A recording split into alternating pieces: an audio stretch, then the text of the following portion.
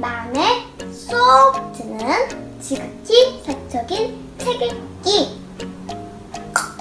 떡사는 우리 엄마예요. 많이 봐주세요. 구독과 좋아요는 사랑입니다. 안녕하세요. 지극히 사적인 책 읽기의 똑사입니다. 오늘도 호흡포노포노의 비밀 계속할게요. 오늘은 토요일이에요. 새벽에 일어났는데 비가 오고 있었어요. 비가 오는 소리를 들으면서 새벽에 책을 읽는데 너무 기분이 좋더라고요. 저절로 입가에 미소가 활짝 그렇게 되더라고요. 네. 그런 상태에서 제가 호흡포노포노의 비밀 리뷰할 부분 다시 조금 보고 지금 영상 촬영하고 있습니다. 더 기분 좋게 시작합니다. 오늘은 이 부분 할게요. 의심하는 마음은 궁금해한다. 네. 사랑의 마음으로 저희 딸이 만들어준 하트. 이게 그냥 평면이 아니라 입체예요. 네, 테이프로 다 붙여가지고 만들어준 하트입니다. 조비텔님이 친구와 함께 마우이 일대에 집을 보러 다닌 적이 있다고 합니다. 그때 함께 했던 부동산 업자와의 일화를 소개하고 있는 내용입니다. 나는 내리사와 함께 부동산 업자의 안내로 마우이 일대의 집을 보러 다닌 적이 있었다. 우리는 치유와 영성, 영화 시크릿, 그리고 개인의 성장 등 많은 이야기를 나누었다. 그때 함께 있었던 중개업자는 휴렌 박사가 하와이식 치유법인 호호포노포노를 써서 정신병을 앓는 범죄자들의 병동 전체를 고쳤다는 기사를 읽었다고 했다. 자기 역시 그 기사를 읽고 영감을 얻었지만 다른 사람들과 마찬가지로 잘 이해하지 못하고 있다고 말했다. 그런데 마우이의 아름다운 섬 주변을 돌아다니던 중 그는 팔리지 않는 어떤 집 얘기를 꺼내며 불평하기 시작했다. 집주인과 매수자 사이에 분쟁에 휘말려 거래는 뒷전이 되고 당분간 그 집을 매매하기 힘들게 됐다는 것이었다. 중개업자는 분명 그들의 행동에 실망하고 있었다. 네, 여기까지가 이제 설명이고요. 이 이야기를 듣고 있던 조비텔님이 갑자기 영감처럼 머릿속에서 번뜩 뭐가 떠올랐대요. 그래서 이렇게 물었대요. 휴렌 박사님이라면 호호포노포노를 써서 이 상황을 어떻게 처리할지 궁금하지 않아요? 그랬더니 중개업자가 궁금합니다. 같이 갔던 친구도 궁금해요. 어서 말해보세요. 라고 말을 했어요. 그래서 조비텔님이 계속 말을 합니다. 나는 휴렌 박사님은 아니지만 그와 함께 책을 쓰는 중이고 그에게서 훈련을 받은 사람으로서 박사님은 상황을 이렇게 처리할 것 같군요. 박사님은 아마 자신의 마음을 먼저 들여다봤을 것입니다. 마음속에 무엇이 외부에서 경험과 공유되고 있는지를 보기 위해서 말이죠. 박사님은 정신병원에서 일할 때 환자들의 기록을 살펴봤어요. 그는 개인을 진료하고 치료한 적도 없습니다. 대신 휴렌 박사님은 자신이 느낀 감정을 다루었던 거죠. 자신의 마음을 정화할수록 환자들도 정화되면서 치유되기 시작했어요. 대부분의 사람들은 책임의 진정한 의미를 모르고 있어요. 사람들은 비난하기를 좋아합니다. 하지만 나이가 들고 아는 것이 많아질수록 자신의 말과 행동에 대한 책임이 자신에게 있음을 알게 됩니다. 거기서 한 고비를 더 넘어가 보면 다른 사람의 말이나 행동 역시 모두 자신의 책임이라는 걸 깨닫게 되지요. 이유는 간단해요. 타인의 말과 행동이라도 자신의 경험 안에 있기 때문이죠. 눈에 보이는 모든 것, 싫어하는 부분까지 모두 자신이 창조한 겁니다. 조비텔님은 계속 말을 했다고 합니다. 이 상황에서 집주인이든 매수자든 그들이 어떻게 하느냐는 큰 의미가 없어요. 당신이 어떻게 하느냐에 달렸죠. 휴렌 박사님은 사랑합니다. 미안합니다. 나를 용서하세요. 고맙습니다. 같은 말을 계속 반복하라고 했어요. 다른 사람에게 하는 것이 아니라 바로 신성에게 말하는 거죠. 그리고 계속 말을 합니다. 이때 뭔가를 얻기 위해서 하지 마세요.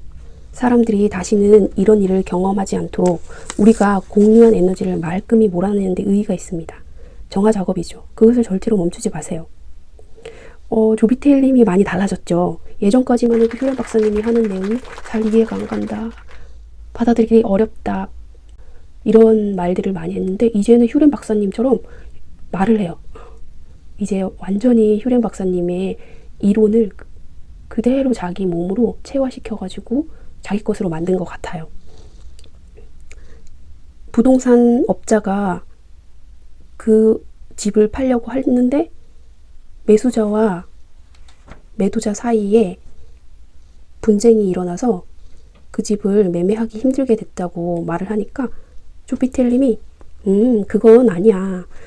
그 사람들은 상관없어. 그냥 너 자신을 정화해. 이런 뜻이에요. 왜냐하면 그 일은 매수자와 매도자 사이에 분쟁이 일어났다 하더라도 그건 네 인생에서 벌어진 일이니까 전적으로 내 책임이야. 이런 말을 하고 있어요. 자신의 인생에서 경험하는 모든 것들은 모두 우리가 창조한 거예요. 어떤 누군가가 밉게 보이나요? 어떤 누군가의 행동이 마음에 들지 않나요? 그건 내가 창조한 거예요. 내 인생에 그렇게 마음에 들지 않는 것들이 들어온 것은 내가 창조한 것이고 결국엔 그것들은 내가 정화해야 합니다. 이때 정화할 때 무언가를 얻기 위해서 하지 말래요. 어떤 목적을 두고 정화하지 말래요.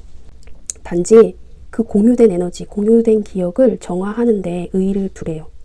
나의 기억이 정화되면 내 주변에 있는 사람, 나와 연결되어 있는 모든 사람들이 정화됩니다.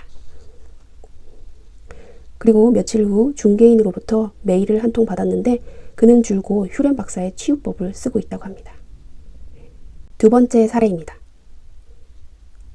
조비텔님이 돈의 비밀이라는 주제로 세미나를 열었대요.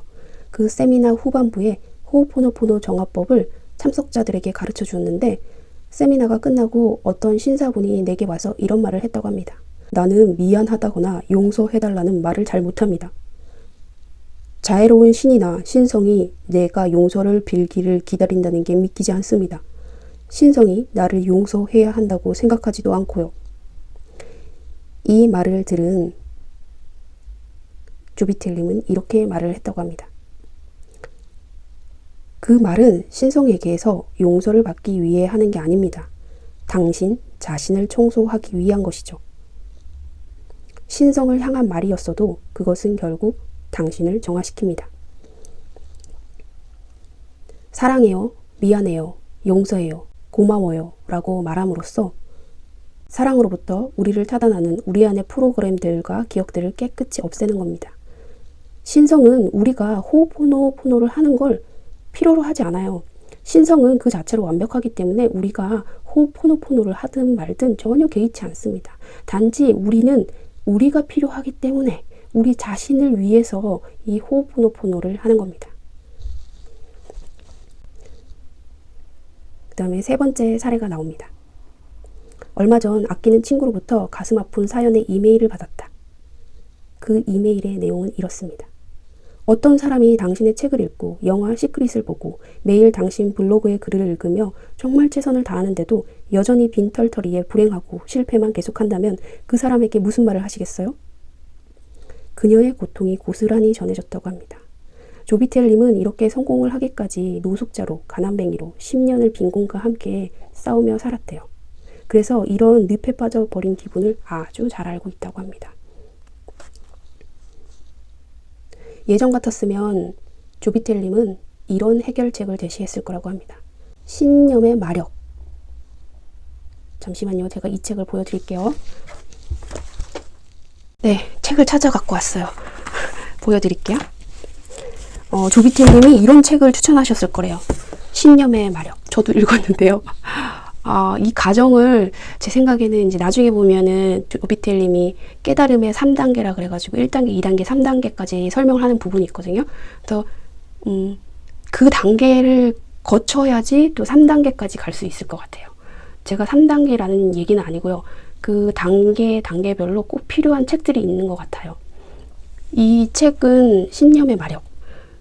이 당시에는 저는 이걸 필요로 했기 때문에 읽었던 책이에요. 이 책도 좋았어요. 근데 지금 이제 조비텔님처럼 마음이 조금 달라졌어요. 그렇지만 또 지금도 이게 필요한 순간이 있긴 있어요.